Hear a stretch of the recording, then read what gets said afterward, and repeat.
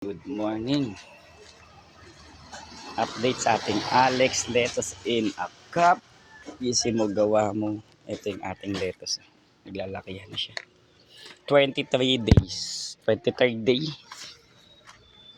So yan na siya. Talagang malaki na siya. Okay, ito naman yung ating Chongshon. Malaki talaga. At ito naman ang Olmeti. 23 days. Okay. So yan, ganyan na siya kaganda. Buhay na buhay. Guaranteed. Okay, napakaganda. 23 days na siya.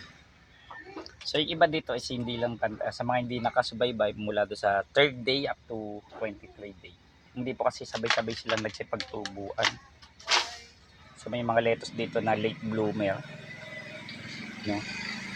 Yung ibang junction kasi dito ay tanim ko pala nauna and then late na lang tumubo. Ito namang Olmeti is bagong bili, tumubo. Yung iba naman hindi tumubo. Yung iba hindi nag-germinate. Yung iba naman mga ilang araw pa bago tumubo at nabuhay pa ulit. So tingin ko kasi parang luma yung aking nabili buto. Kaya naging ganito. So dapat to uniform. So sa kanya is hindi. Kaya pati doon.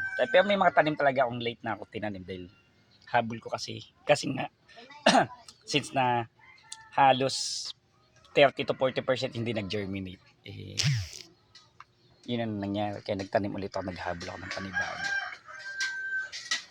So yan. So ganda na talaga. The best. So, lalaki ng dahon. So magkaibang variety ito. Dalawang variety ginamit natin. Meron tayong Olmeti. Ito yung pabilog. Meron tayong loose leaf na lettuce. Ang Junction. Kasi habol ko kasi dito mabilis lumaki. So malaki talaga ang size ng Junction. Mabilis talaga siya. Mas malaki yung dahon niya. No? Kumbaga tapos crunchy. Yan. So yan, napakaganda.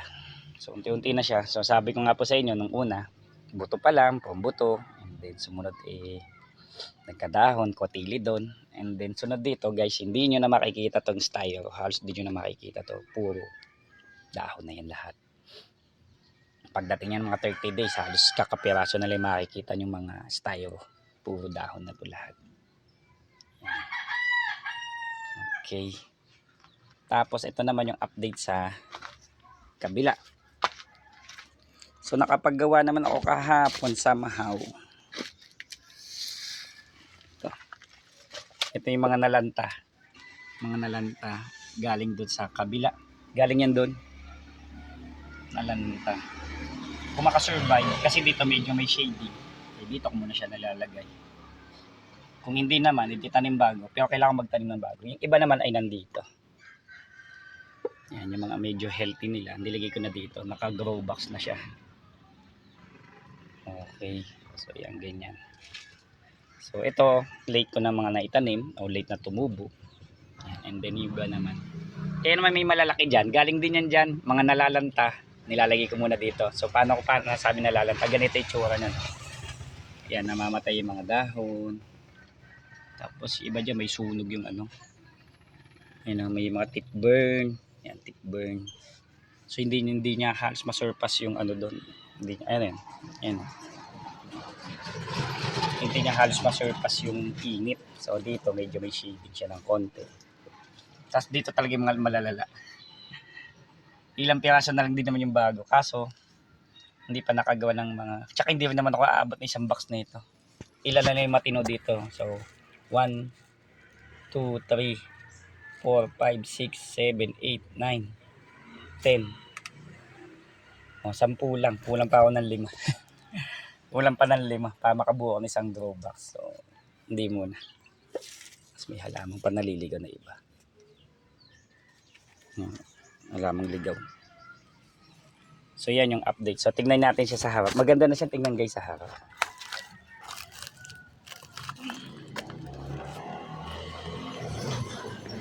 So, lalo na to pag ito nagbuo.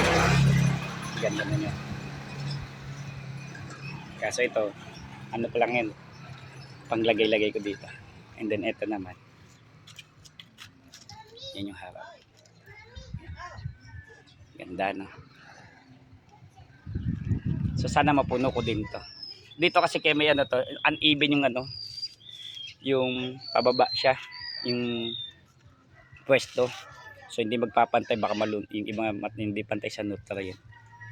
So hopefully matapos ko na to. And then sakto lang sa kanya talaga yung 5 grow box, hindi siya mas may space kagaya nito, may space sa magkabilang gilid. Ito talaga eksakto lang.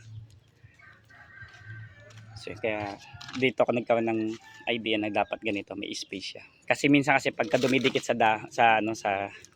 kulambo, yun doon siya tinitiyaw ng mga external na mga ano like insekto, or minsan yung dumi ng kulambo pagka naulan kumakapit sa dahon. Yan. So okay na, okay. Sana mapuno ko na to. Magtatanim pa ako. No, kailangan mapuno ko na, and then doon sa loob ng greenhouse ay magtatanim pa tayo. Wala na akong buto, ubos na. Okay po, Alex Leto Sinaka, PC mo gawa mo. Don't forget to subscribe. Salamat po.